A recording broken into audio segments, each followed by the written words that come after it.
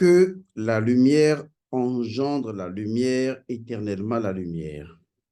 Que la lumière de Ewo Odu jaillisse sur chacun d'entre vous. Que la lumière du Vodun jaillisse sur chacun d'entre vous.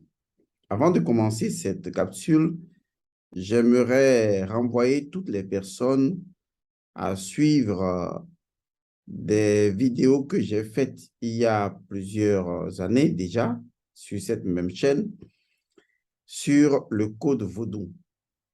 Et ces vidéos vous édifieront énormément. Et d'ailleurs, je suis en train de préparer un livre sur ce sujet.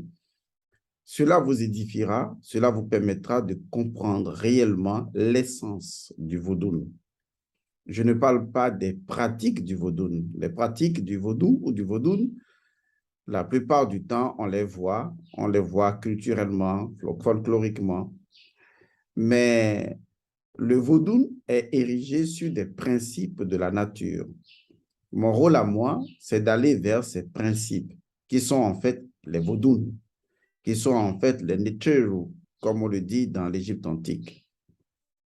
Donc, je vous renvoie à ces vidéos, à ces capsules passées, intitulées Le Code Vodun. Il y en a de l'introduction, je crois, jusqu'au chapitre 10 ou 12. Vous allez les regarder. Et cela vous permettra de comprendre réellement de façon métaphysique, selon la spiritualité ancestrale et non les pratiques, bien sûr. J'insiste, selon la spiritualité ancestrale, ce qu'on entend par le vaudou. Dans cette capsule, j'aimerais revenir sur une pratique du village, une pratique très importante. La plupart du temps, lorsque je découvre certaines pratiques ou lorsque je me rappelle de certaines pratiques que l'on nous faisait faire ou qu'on nous faisait au village ou qu'on nous faisait avec des grandes personnes, des oncles et des tantes, je vais toujours vers la recherche, au-delà de ces pratiques, des principes premiers qui codifient ces pratiques. Car retenez bien ceci, il n'y a jamais et il n'y aura jamais de pratique qui ne soit codifiée par un principe premier. Lorsque vous ne connaissez que les pratiques, vous êtes limité à ces pratiques.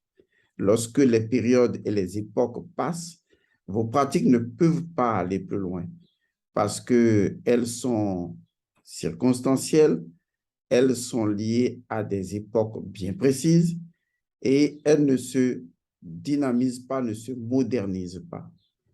Et donc, ces pratiques restent et resteront les mêmes. Et lorsqu'on vous posera la question, quelle est l'origine de ces pratiques, à quoi est-ce que ces pratiques correspondent de façon principielle, vous répondrez aussi simplement ou aussi bêtement que la plupart des personnes, nos ancêtres ont toujours fait ça. Ceci n'est pas une réponse. Ceci, c'est l'affirmation de votre incapacité à reconnaître que vous ne connaissez pas le principe premier de ce que vous pratiquez.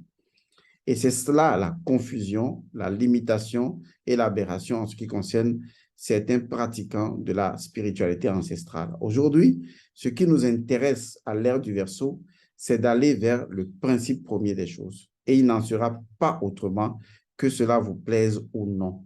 Les enfants et les enfants de vos enfants vous poseront la question sur l'originalité, l'authenticité de ce que vous faites et vous devez faire recours à des principes premiers. Il n'en sera jamais autrement, vous êtes avertis. Mes propos sont un peu durs, mais en fait, lorsqu'on a la connaissance du principe premier, on peut diversifier la pratique. On peut recréer même des pratiques et les adapter à l'époque actuelle. Parce que ce qui est important, c'est que le principe premier trouve le vêtement de la loi qui lui permette de créer, de produire de façon factuelle dans le monde physique. Voilà la synthétique aussi bien de l'alchimie que de la métaphysique de la spiritualité ancestrale. Alors, aujourd'hui, vous avez regardé l'intitulé de cette capsule. Il s'agit de se demander, est-ce que vous êtes un vaudou?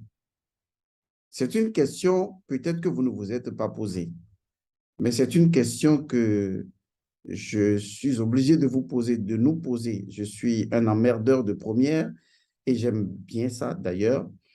Et donc, je nous pose la question, est-ce que vous êtes, est-ce que nous sommes, est-ce que tu es un vaudou? C'est très important. C'est très important parce que cette question me permet justement de retourner au principe premier.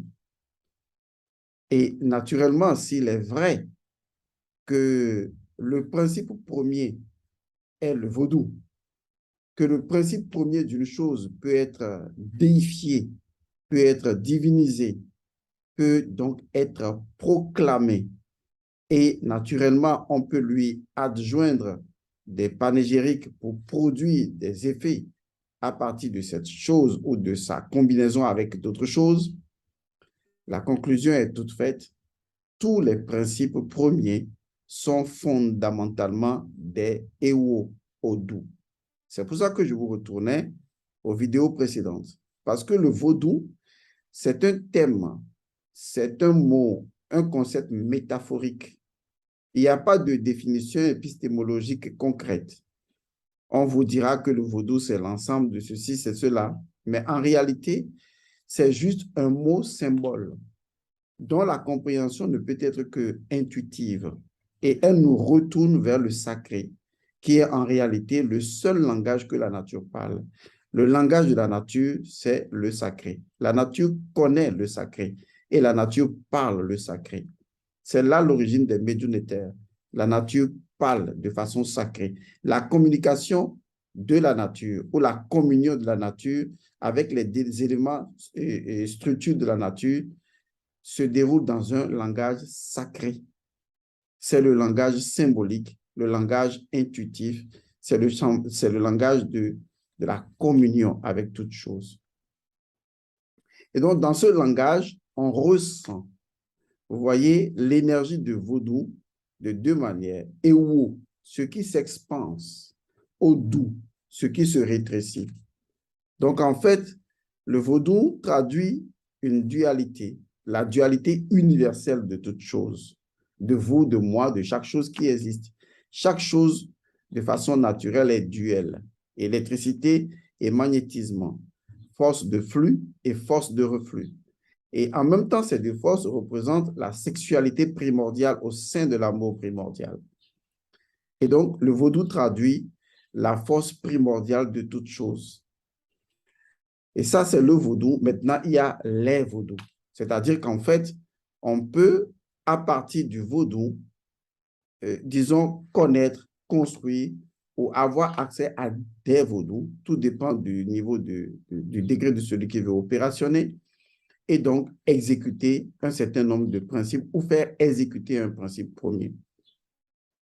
Ce qui m'intéresse et qui nous revient donc aujourd'hui est de savoir, est-ce que vous êtes un vaudou? La réponse est oui, parce que avant tout, vous êtes un principe premier. Et la nature fondamentale d'un principe premier, c'est Ewo Odu. Ewo Odu, c'est Ewo, l'infiniment grand, Odu, l'infiniment petit. Ça veut dire en réalité que chaque individu, vous, moi et chaque chose de la nature possède une nature infiniment grande et une nature infiniment petite ou à la réalité possède la dualité des deux forces. La force centrifuge et la force centripète. Et donc, nous avons ces deux courants d'énergie au cœur de toute réalité et dont rien ne naît sans la dualité.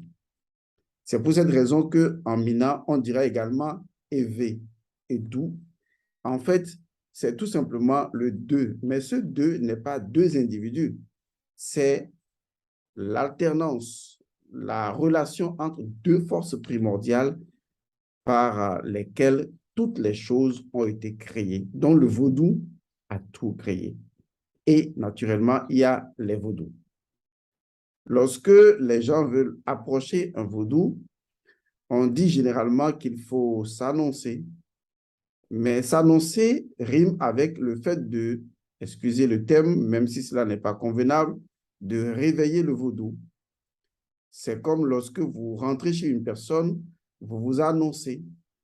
Et donc, cette annonce symbolise en même temps un peu de façon initiatique le fait de réveiller le vaudou. C'est vrai, un vaudou ne dort jamais. Donc, comprenez qu'il s'agit d'en réveiller le vaudou d'une forme d'introduction de l'individu et de sa relation avec un vaudou.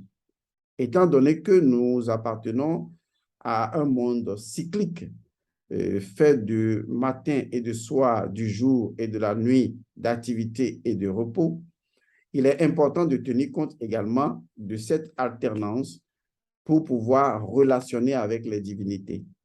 Des fois, vous allez rendre visite à un tradipraticien, il vous dit que les divinités se reposent. Même si on sait intrinsèquement que les forces spirituelles ne se reposent jamais, c'est une façon de dire simplement qu'il y a un moment où les choses doivent être dévoilées et il y a un moment où les choses doivent être voilées. Il faut comprendre la temporalité initiatique qui est liée au fait de voiler, de dévoiler, de la temporalité physique qui en fait est liée tout simplement au fait de la nuit et du jour. Car la nuit, c'est ce qui est voilé.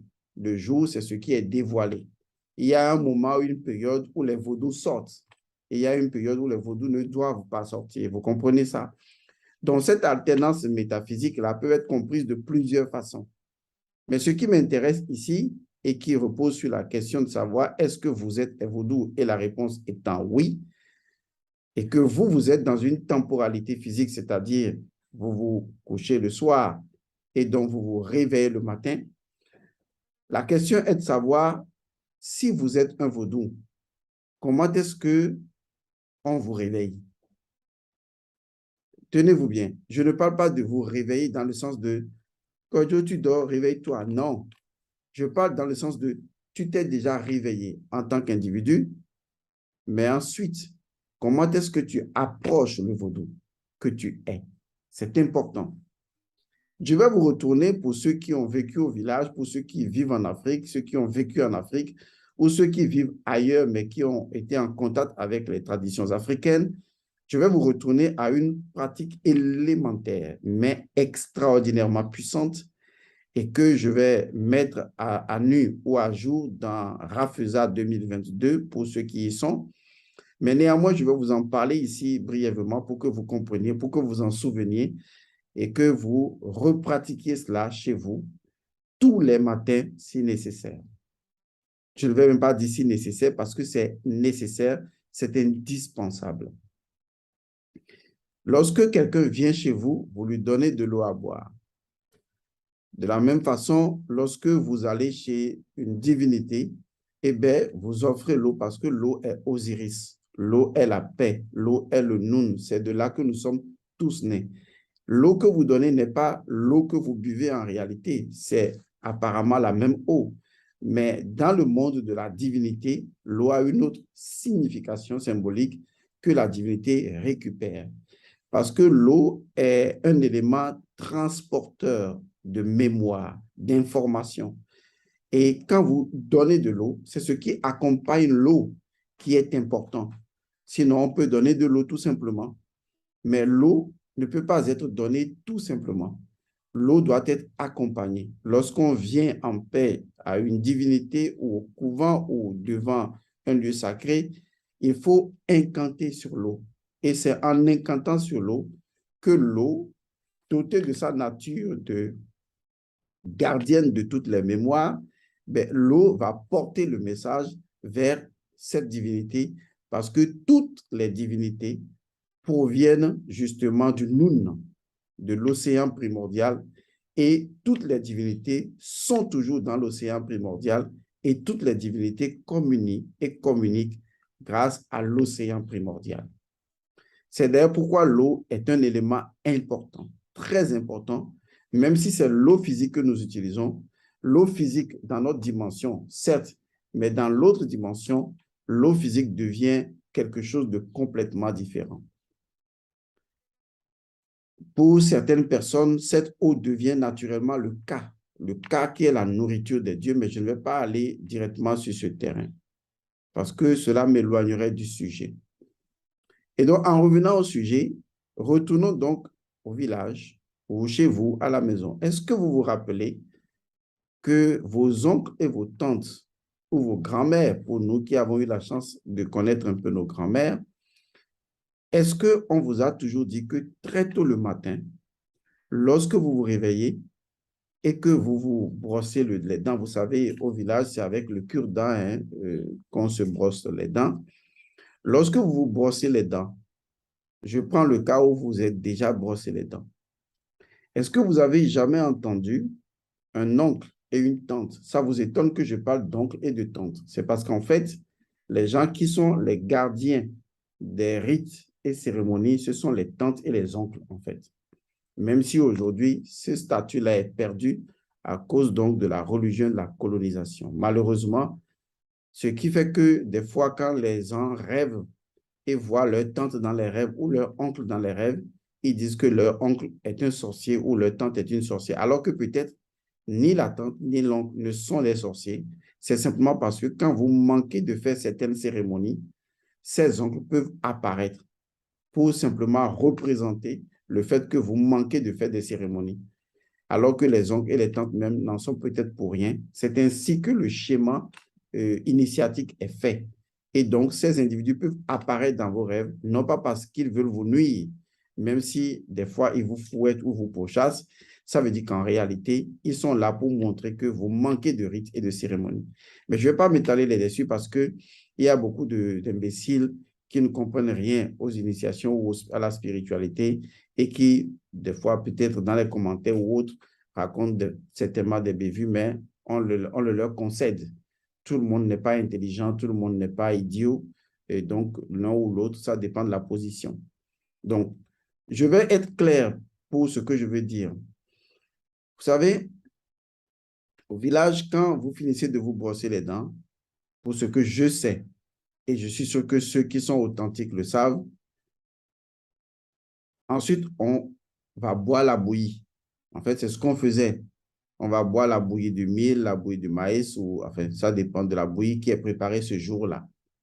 Mais avant de boire la bouillie, on nous disait toujours, est-ce que tu as bu de l'eau? Ce que je vous dis est très important. On demande, est-ce que tu as bu de l'eau? C'est vraiment sacré. Les gens qui ne comprennent pas vont dire, aujourd'hui peut-être, hein, oui, ça veut dire que nos ancêtres savaient que les matins, on doit boire de l'eau, donc ils savaient que c'était pour la santé. Non, pour nos ancêtres, dans la spiritualité archaïque ou ancestrale, ce qui est d'abord important et d'importance, c'est la dimension du sacré des choses. Ce n'est pas la santé, c'est d'abord la dimension du sacré. Et celui qui est dans le sacré est forcément en bonne santé. Et ça, c'est d'office. Mais ce qui les intéresse d'abord, c'est le langage de la nature qui est le sacré. Car la nature ne parle qu'un langage, c'est le langage du sacré, qui est le langage du symbolisme, de la symbolique des choses. Et donc, on nous dit, en tout cas pour moi, autant que je m'en souvienne, on nous disait toujours, tu t'es brossé les dents, tu dis oui. On dit que ta bouillie est prête. Tu dois aller prendre la bouillie, on te dit, tu as bu de l'eau, il faut boire un peu d'eau. On nous disait toujours, il faut boire un peu d'eau. Beaucoup de gens ne comprennent pas ce que ça veut dire. Parce que quand vous vous réveillez le matin, et je vais vous lui donner la bonne version, avant même de vous brosser les dents, vous devez, suivez-moi et ce n'est pas une répétition, je vais me répéter. Lorsque vous vous réveillez le matin, avant de vous brosser les dents, il faut prendre de l'eau et naturellement boire de l'eau pour pouvoir vous réveiller.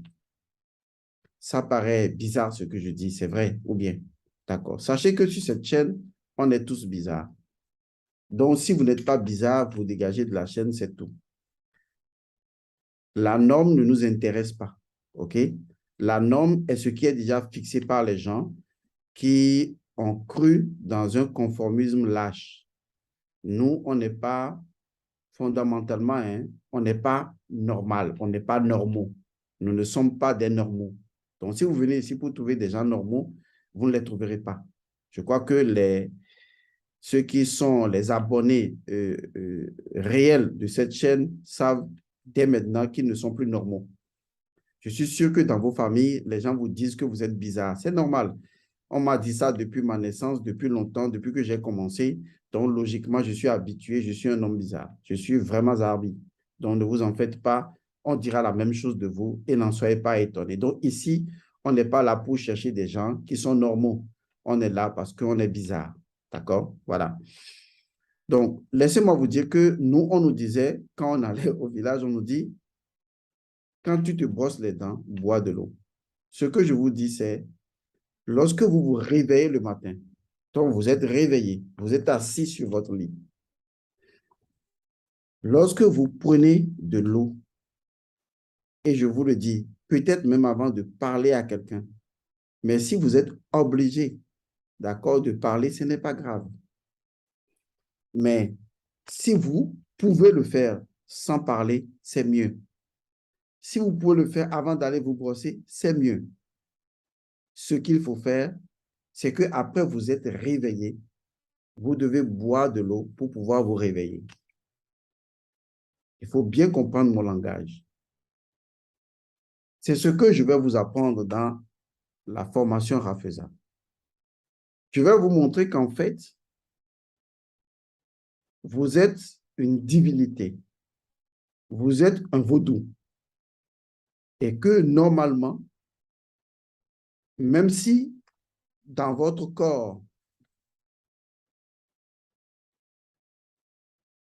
excusez, vous êtes un vaudou, même si dans votre corps, vous vous réveillez déjà, d'accord? Je dis bien, même si dans votre corps, vous vous réveillez déjà, vous devez spirituellement vous réveiller. Spirituellement vous réveiller, c'est capital.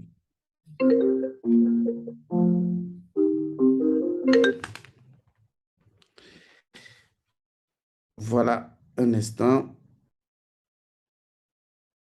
Oui, désolé, souvent il y a des appels qui surviennent dans la communication.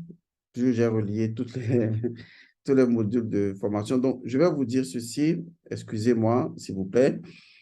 Lorsque vous vous êtes réveillé physiquement, vous devez vous réveiller spirituellement. On est d'accord. Ça veut dire que physiquement, vous êtes réveillé, mais vous n'êtes pas réveillé en tant que vaudou, en tant que Ewo, Odou. Vous n'êtes pas réveillé en tant que divinité. Et donc, j'ai compris que lorsque au village, on nous dit, est-ce que tu t'es brossé? Ou bien, quand on se réveille, on demande, est-ce que tu as bu de l'eau? Si tu dis non, on te dit, va boire un peu d'eau. La partie la plus importante, c'est surtout quand tu veux manger quelque chose le matin, même si c'est un petit déjeuner, quelle que soit la nature de ce petit déjeuner, on te dit d'abord, est-ce que tu as bu un peu d'eau? Et dans notre langue à nous, on demande, est-ce que tu as bu de l'eau pour apaiser ton intérieur? Je vous traduis ça littéralement. Il va sans dire alors que nous sommes une divinité. Nous nous réveillons physiquement, mais nous oublions de nous réveiller spirituellement. Ce que je vous propose dans le groupe de Rafeza, c'est une incantation qui vous permettra justement de vous réveiller spirituellement. Ce mini-rituel ne vous prendra pas plus d'une minute, je vous le promets. Parce que ce qui m'intéresse, c'est comment utiliser les principes premiers pour créer un rite adapté à ce principe premier, donc un ordre naturel. Je vous promets que ce rite ne vous prendra pas plus d'une minute. Et ce rite sera tellement discret que personne ne remarquera que vous êtes même en train de faire un rituel.